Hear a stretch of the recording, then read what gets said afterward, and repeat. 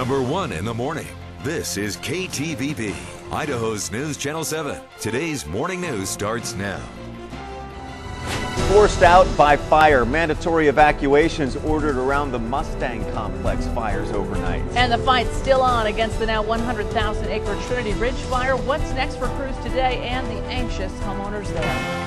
But first, breaking news on the fire watch now. Mandatory evacuations are in place around the Mustang Complex fires this morning. Welcome to today's morning news on your Friday. I'm Maggie O'Mara. And I'm Doug Petcash. The evacuations went into effect late last night for Spring Creek and Indian Creek.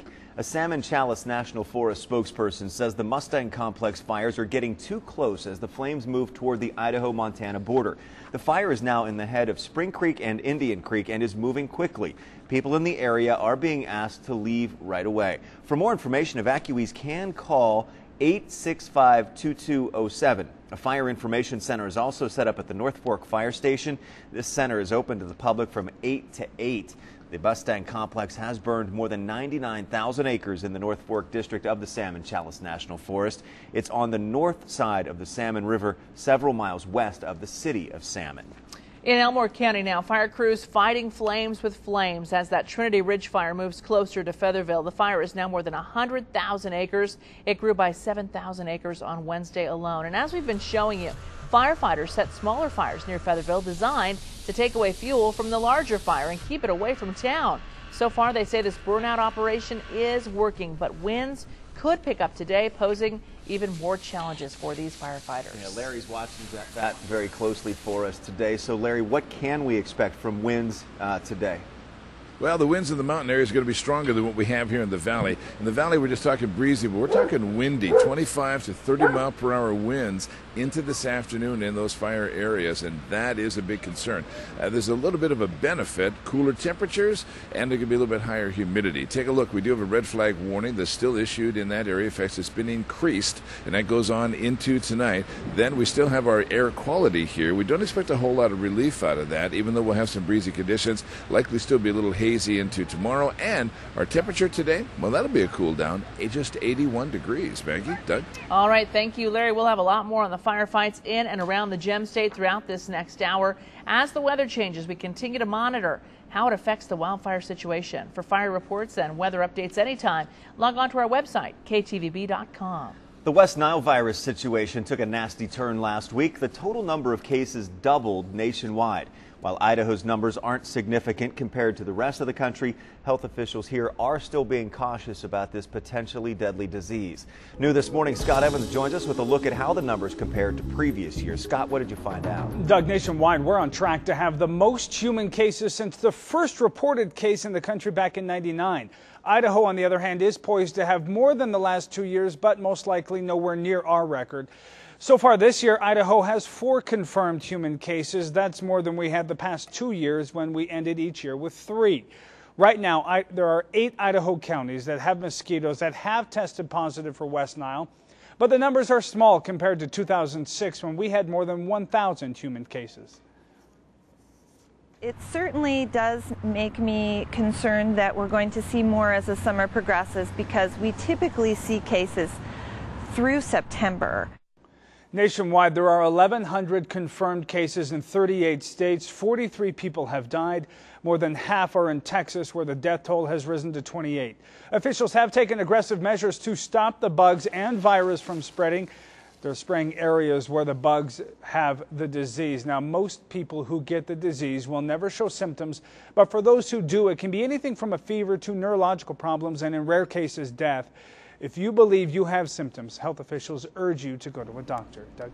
Good advice, Scott. And the best way to avoid West Nile, they say, is to practice the 4 Ds. Use insect repellent with DEET. Dress in long sleeves and pants when outside. Drain standing water around your property, like things like bird baths. And stay indoors at dawn and dusk when mosquitoes are the most active. As firefighters battle smoke and flames in Idaho forests, law enforcement fighting an illegal marijuana operation. Federal and local officers removed more than 11,000 plants from an operation found near Galena Summit in the Sawtooth National Forest. They're still removing those plants. These pictures show plants from a different bust. The bust announced yesterday, all part of Operation Mountain Sweep, a coordinated 2-month effort in 7 western states. A bow hunter and his son discovered the grow and reported it to law enforcement. No arrests have been made yet.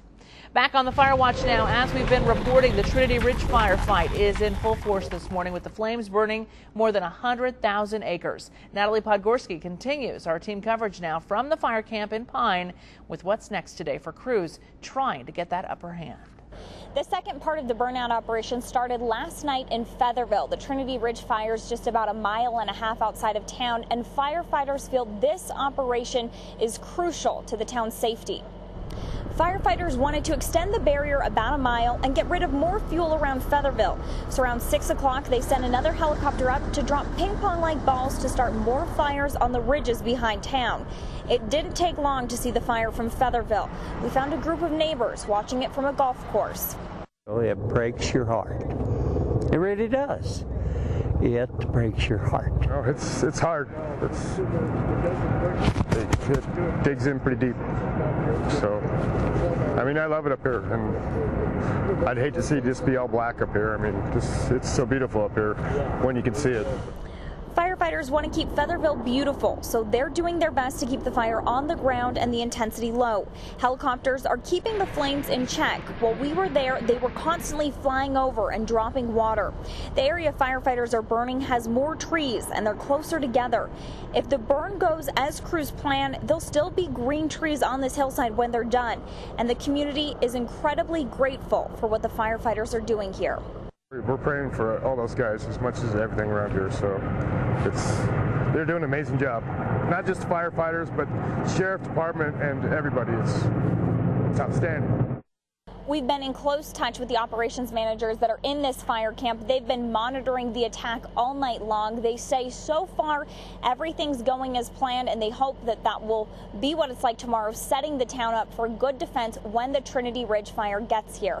In Pine, Natalie Podgorski, Idaho's News, Channel 7. Crews were able to get a better look into the Dutch Creek area yesterday where the fire burned a few days ago. They discovered that 2 rental cabins had been destroyed there. And Doug, you can really hear the emotion and feel the emotion from the people who live there in that town. And over the last couple of days, Larry, we've also heard a lot of people really praising the firefighters and saying what an amazing job they and their leaders are doing on this fire. All right, thank you, Larry. Well, we are keeping a very close eye this morning on Tropical Storm Isaac. It's threatening next week's Republican National Convention. But back here at home, the focus is on wildlife today. Still ahead this half hour, the summit that's going to be happening in Boise that's aimed at protecting the future of Idaho's animals and wilderness.